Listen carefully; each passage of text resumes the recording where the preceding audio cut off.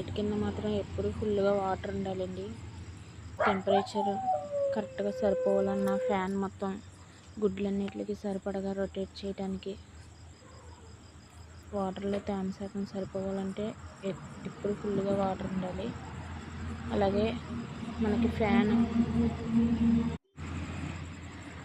ఫ్యాన్కి లైట్కి థర్మోస్టాట్కి మూడిట్లకి connection అయితే ఇవ్వడం జరిగిందండి. థర్మోమీటర్కి లైట్కి ఫ్యాన్కి మూడిట్లకి కలిపి 2 ప్లగ్లు అయితే వస్తాయండి. అలాగే ట్రేకి టైమర్ ఉంటుందండి.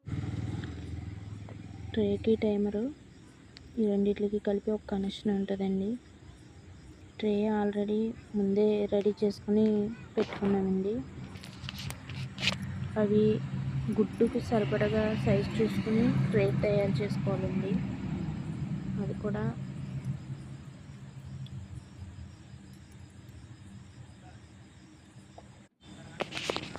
ఫస్ట్ అయితే ట్రే లేకుండా నార్మల్గా చేత్తో తిప్పేలా ట్రై చేశానండి. నేను బాగా వచ్చినాయండి.